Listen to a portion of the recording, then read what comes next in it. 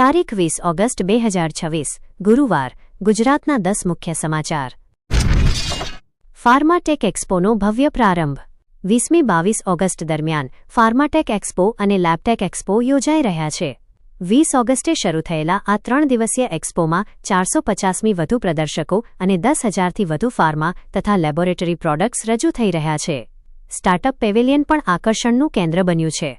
એક્સપોનો મુખ્ય ઉદ્દેશ pharmaceutical machinery, lab technology અને મેન્યુફેક્ચરિંગ ક્ષેત્રમાં નવી ટેકનોલોજી તથા વ્યાપારી તકોને પ્રોત્સાહન આપવાનો છે. NRAI food delivery summit 2026. 20 ઓગસ્ટે NRAI ફૂડ ડિલિવરી સમિટની 5મી આવૃત્તિ યોજાઈ રહી છે. Delivering growth through technology theme સાથે યોજાતા આ કાર્યક્રમમાં રેસ્ટોરન્ટ ઉદ્યોગ, ક્લાઉડ કિચન, ફૂડ ડિલિવરી, રોકાણકારો અને ટેકનોલોજી ક્ષેત્રના પ્રતિનિધિઓ જોડાયા છે.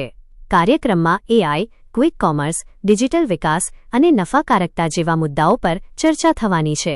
ગુજરાતના અમદાવાદ, સુરત, વડોદરા અને રાજકોટ જેવા શહેરો રેસ્ટોરન્ટ ઉદ્યોગના મહત્વના બજાર તરીકે ઉભરી રહ્યા છે. CIDSCON 2026ની શરૂઆત.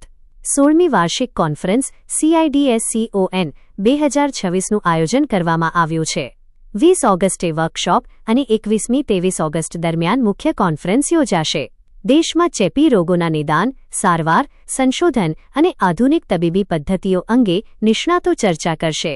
કાર્યક્રમમાં તબીબો, સંશોધકો અને આરોગ્ય ક્ષેત્રના નિષ્ણાતોની ભાગીદારી રહેશે. ગુજરાતના આરોગ્ય મંત્રી દ્વારા કાર્યક્રમના ઉદ્ઘાટનની જાહેરાત કરવામાં આવી છે. અમદાવાદ ભાગલપુર અમૃત ભારત એક્સપ્રેસ 26 ઓગસ્ટથી. નવી સાપ્તાહિક અમૃત ભારત એક્સપ્રેસ 26 ઓગસ્ટ 2026મી નિયમિત દોડશે. ટ્રેન નંબર 19423 અમદાવાદથી બુધવારે સાંજે 6:30 વાગ્યા ઉપડશે અને શુક્રવારે સવારે ભાગલપુર પહોંચશે, જ્યારે 19424 ભાગલપુરથી શુક્રવારે પરત ફરશે. આશરે 36 કલાકની મુસાફરીમાં આણંદ, ગોધરા, દાહોદ, રતલામ, કોટા, આગ્રા, ટુંડલા, પટણા સહિતના મહત્વના સ્ટેશનો જોડાશે. બિહાર ગુજરાત મુસાફરોને તેનો સીધો લાભ મળશે. મેલેરિયા, ડેન્ગ્યુ, ચિકનગુનિયામાં ઘટાડો. મેલેરિયા, ડેન્ગ્યુ અને ચિકનગુનિયા જેવા મચ્છરજન્ય રોગોના કેસમાં ઘટાડો નોંધાયો છે.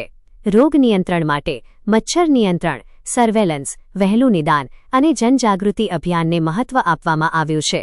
સ્થાનિક તંત્ર દ્વારા મચ્છરના ઉત્પત્તિ સ્થાનો દૂર કરવા કામગીરી કરવામાં આવી રહી છે. ચોમાસા દરમિયાન પાણી ભરાઈ ન રહે, સ્વચ્છતા જળવાય અને તાવના લક્ષણો જણાય તો સમયસર તપાસ કરાવવાની સલાહ આપવામાં આવી છે. શાળાઓમાં 25મી-31 ઓગસ્ટ સંસ્કૃત સપ્તાહ.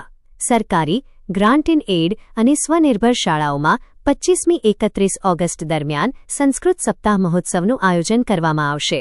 28 ઓગસ્ટે વિશ્વ સંસ્કૃત દિવસ સાથે કાર્યક્રમો જોડાશે.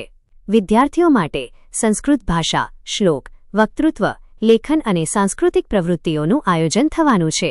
શિક્ષણ વિભાગ હેઠળ કાર્યરત મંડળ દ્વારા રાજ્યમાં સંસ્કૃત ભાષાના પ્રચાર પ્રસાર માટે વિવિધ શૈક્ષણિક પ્રવૃત્તિઓ હાથ ધરાય છે. વાયબ્રન્ટ ગુજરાત 2027 માટે AI અને ડેટા સેન્ટર પર ભાર. સરકાર વાયબ્રન્ટ ગુજરાત 2027ની તૈયારીમાં AI અને ડેટા સેન્ટર જેવા હાઈટેક ક્ષેત્રોને વિશેષ મહત્વ આપી રહી છે. AI ready green data centre સહિતના ડિજિટલ ઇન્ફ્રાસ્ટ્રક્ચર પ્રોજેક્ટ્સ પર ભાર મુકાયો છે. સરકારનો ઉદ્દેશ ગુજરાતને ટેકનોલોજી, કૃત્રિમ બુદ્ધિમત્તા અને ડિજિટલ અર્થતંત્રનું મહત્વનું કેન્દ્ર બનાવવાનો છે. રોકાણ આકર્ષવા માટે વિવિધ ઝોનલ સમિટ અને નવી નીતિઓ દ્વારા ઉદ્યોગોને પ્રોત્સાહન આપવાની દિશામાં પણ કામગીરી ચાલી રહી છે. નકલી દારૂકાંડમાં મૃત્યુઆંક 7 થયો. નકલી દારૂના સેવનથી સર્જાયેલી ગંભીર ઘટનામાં 20 ઓગસ્ટ સુધી મૃત્યુઆંક 7 થયો હોવાના અહેવાલ છે, જ્યારે અનેક લોકો સારવાર હેઠળ છે. તપાસમાં મેથેનોલ મિશ્રિત દારૂને જાણીતી IMFL બ્રાન્ડની નકલી બોટલોમાં પેક કરીને વેચવામાં આવ્યો હોવાની વિગતો સામે આવી છે. પોલીસે બુટલેગરો સામે કાર્યવાહી શરૂ કરી છે અને સપ્લાય ચેઇન સુધી તપાસ લંબાવવામાં આવી છે. દારૂબંધી હોવા છતાં બનેલી આ ઘટનાએ કાયદો વ્યવસ્થા અંગે ગંભીર સવાલો ઊભા કર્યા છે. મહિલા ફાઇનાન્સ સંચાલિકા સાથે 6.15 લાખની છેતરપિંડી. ફાઇનાન્સ પેઢી ચલાવતી મહિલા સાથે 6.15 લાખની છેતરપિંડીનો મામલો સામે આવ્યો છે. સોનું છોડાવવાના વ્યવહાર દરમિયાન મહિલાએ આરોપીઓને 6.15 લાખ આપ્યા હતા.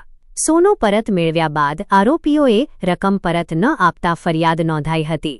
પોલીસે આ કેસમાં મીત હાથી અને હર્ષિત ચૌહાણની ધરપકડ કરી છે. પોલીસે બંને આરોપીઓ સામે વધુ તપાસ હાથ ધરી છે અને છેતરપિંડી પાછળના સમગ્ર વ્યવહારની વિગતો એકત્ર કરવામાં આવી રહી છે. ડભોઈ રોડ પરથી લાખોનો વિદેશી દારૂ ઝડપાયો. દારૂબંધીના અમલ વચ્ચે ડભોઈ રોડ વિસ્તારમાં પોલીસે કારમાંથી લાખો રૂપિયાનો વિદેશી દારૂ ઝડપી પાડ્યો હોવાના અહેવાલ છે. કાર્યવાહી દરમિયાન 2 શખ્સોને અટકાયતમાં લેવામાં આવ્યા છે. પોલીસે જપ્ત કરાયેલા દારૂનો જથ્થો, વાહન અને આરોપીઓ અંગે વધુ તપાસ શરૂ કરી છે.